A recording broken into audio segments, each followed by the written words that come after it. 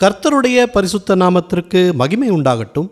இந்த நாளிலும் கர்த்தர் நமக்கு தரக்கூடிய நல்வார்த்தை சங்கீதம் 54வது அதிகாரம் 7வது வசனம்.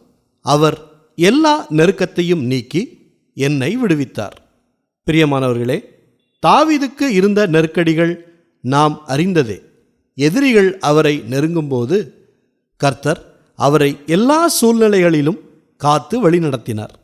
நெருக்கத்தை நீக்கி விடுவித்தார். இன்றைக்கு உங்கள் நெருக்கம் என்ன? கடன் பிரச்சனையா? வேலையில் மன அழுத்தமா? குடும்பத்தில் சமாதானம் இல்லையா? கர்த்தர் நிச்சயம் உங்கள் நெருக்கத்தை, மனபாரங்களை நீக்கி உங்களை விடுவிப்பார். கவலைப்படாதீங்க. சோர்ந்து போகிறவர்களுக்கு அவர் பலன் கொடுத்து, சத்துவம் இல்லாதவர்களுக்கு சத்துவத்தை பெருக பண்ணுகிறார் கர்த்தர். இன்றைக்கும் உங்களுக்கு ஒரு புதிய பலன் கிடைக்கும். எல்லா இக்கட்டுகளிலும் இருந்து விடுதலையும் கிடைக்கும். ஜெபிக்கலாமா? நல்ல தகப்பனே, இந்த நல்வார்த்தையை தந்ததற்காக நன்றி செலுத்துகிறோம். இன்றைய நாளிலும் மனபாரங்களோடு மன இறுக்கத்தோடு இருக்கும் மக்களுக்காக ஜெபிக்கிறோம்.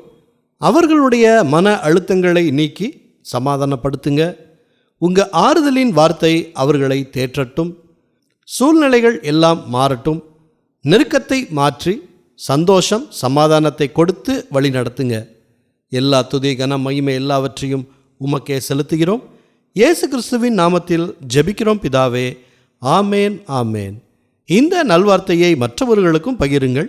அவர்களுக்கும் கர்த்தருடைய ஆசீர்வாதம் கிடைக்கட்டும்.